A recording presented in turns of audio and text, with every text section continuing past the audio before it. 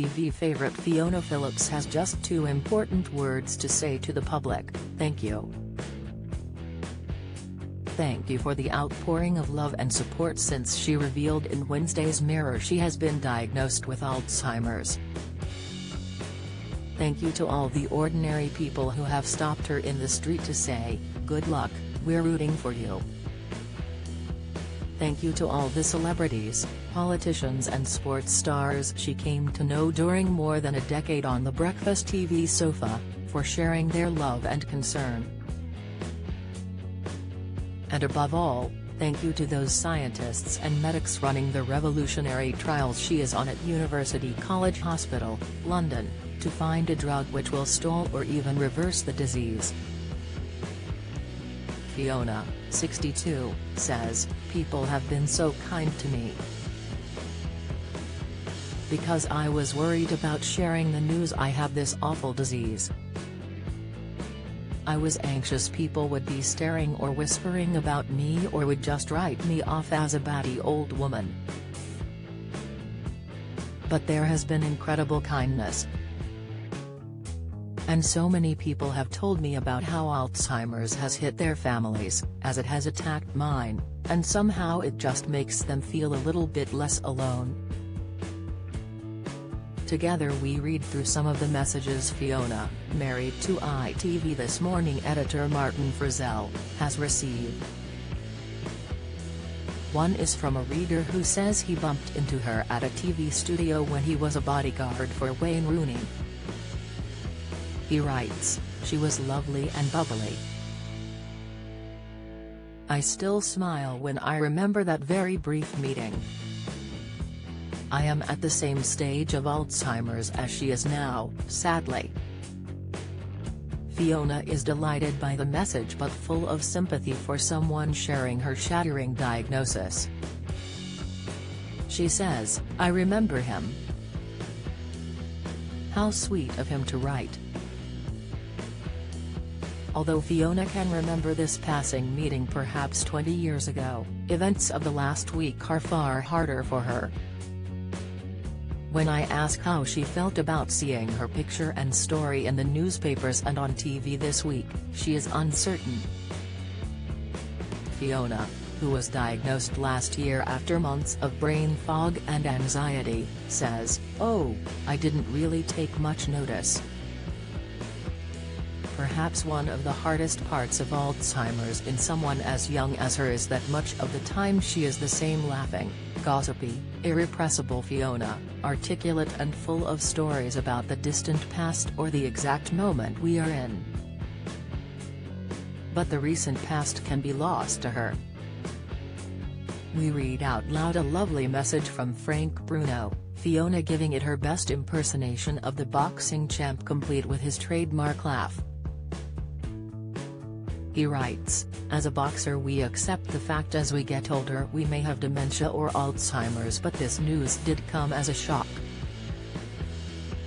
Fiona adds, "It came as a shock to me too. And I don't remember doing any boxing." Frank used to come on GMTV when I was working there and he was always so lovely. What a great man." Other celebrities and former colleagues also paid tribute to Fiona this week.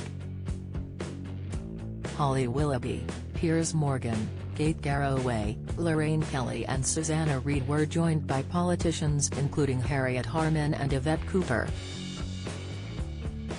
Many have called her brave. But she is not so sure about that. Fiona adds, "I'm not brave.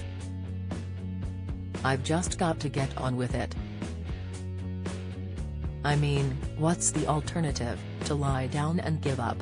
But without doubt there is bravery in her and her family's decision to speak out about the illness. Fiona says, "I didn't want to make a big thing about it. But then Martin said, 'Do you want to embrace this and what is happening to you? Or do you want to hide away?' And I didn't want to hide away. I want to go out and I want to work. And why should Fiona, or anyone with Alzheimer's, feel they must hide as if they've done something wrong or their condition is somehow shameful.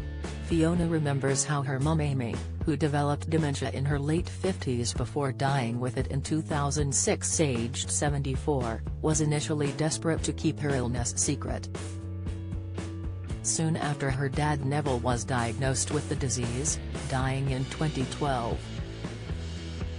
Fiona adds, "Mum didn't want anyone to know she had it. It was like it was shameful, and it is sad people have been made to feel like that.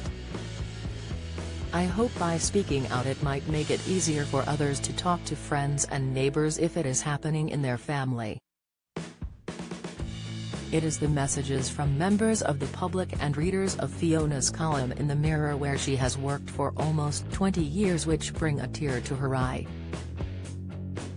Val Stead from Pontypridd in South Wales writes, "You have the support and understanding of all your followers. Many are on Team Fiona." Fiona says, "What a lovely woman." Thinking back to her mum's Welsh roots, she adds, "A lovely Welsh woman." It's clear Amy's presence, and her struggle with Alzheimer's, are permanently close to Fiona. She says, "When Mum had it she just cried all the time and would say, 'Why am I here?' But with Dad it was different. He'd laugh all the time. I'd go and see him and he'd say, 'I saw Father Christmas outside the other day.' I'd say, 'Oh really, what was he like?' 'A really nice bloke actually.' As you'd hope, I'd reply.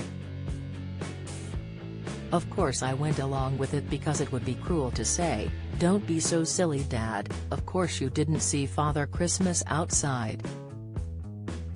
Now the Alzheimer's baton in the Phillips family has been passed to Fiona. And although her condition is mild compared to her parents in their later years, there will be times when her children have to go along with her in the way she did for her parents. She is full of praise for sons Nat, 24 and Mackenzie, 21. Fiona says, "The boys haven't said much about it but they are very sweet." Mackenzie, who's still living at home, just says things like, "Don't worry about tidying up Mum, I'll do that, you rest." I guess that's his way of showing he cares. They are lovely boys. Fiona's understanding of how Alzheimer's sinisterly grows until it overwhelms people is clear because of her family's history. She adds, "I do worry about becoming a hopeless old lady not able to do anything for myself." For Fiona, it is important to share the anxieties that come with the disease, and the sense of depression it can bring. She has no intention of sugarcoating this illness for the public. Fiona says, "I am trying to keep smiling and getting on with things, but it is a bloody horrible disease. All I can do is keep hoping these trials will make a difference and help find a cure. We have to stop it massacring families like mine." America's Regulatory Health Authority has fully approved a drug that slows the progression of Alzheimer's, giving hope to millions. Leqembi focuses on a protein in the brain, beta amyloid, believed to be one of the main causes of the disease. It is said to be safe and effective.